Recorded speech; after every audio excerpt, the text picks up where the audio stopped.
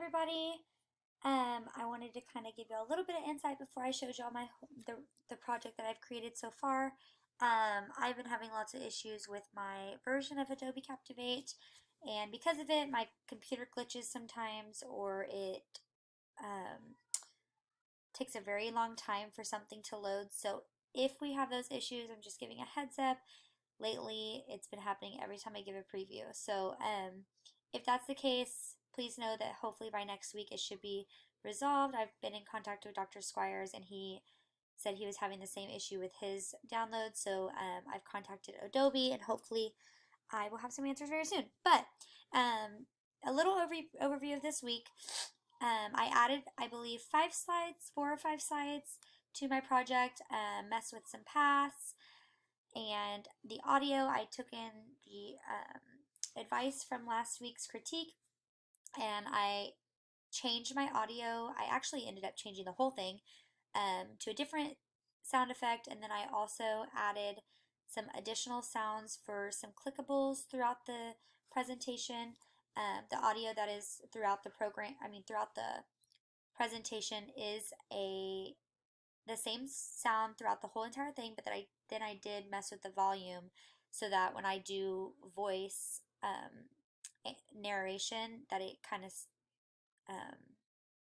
lowers that volume of the background music. So that was one thing that I did. I also added some visuals of some examples. I also added a little fun fact with some animations. I messed with the text effects on all the slides, and then I went back to the original slides that I had already created and changed those as well. This one right here, oh, actually let me go right here. Sorry about that, my daughter walked in. I played with some quiz features on Adobe Captivate, and I added 2 knowledge checks so far. They're both true and false, and I went ahead and made it to where users would automatically get feedback. So there will be a yellow and white star that pops up if they get it correct, and if not, it'll ask them to please try again, and then they will click submit. Another one that I worked on for actually a very long time was this slide right here, the implementation examples. At first I created this as a widget, and I think I did it wrong. So because whenever I would do the preview, I wouldn't be able to see it. But the more I think about it, now I'm kind of thinking it might have been a glitch with my software. So I'll definitely look back into that. But to move forward from that issue, I went ahead and watched some YouTube videos on creating tabs, and I also read a couple of articles about Adobe Captivate, and then it kind of walked me through on how to create this slide.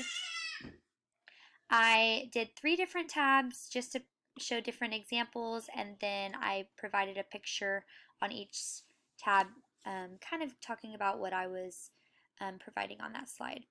And then there was another knowledge check, and that is all I've done so far. So I added, I believe, 5 slides, and then I did go back to those original 4 and kind of mess with those and make them for the best, or for the better.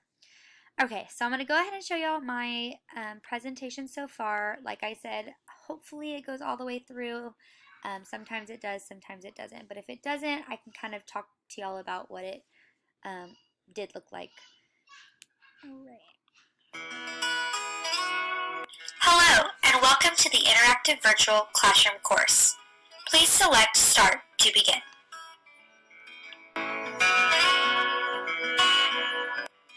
In this course, we will start by stating the learning objective.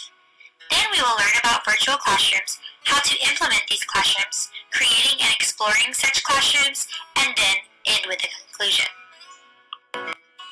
Today you will learn about interactive virtual classrooms and explore how to implement these classrooms in person and remotely.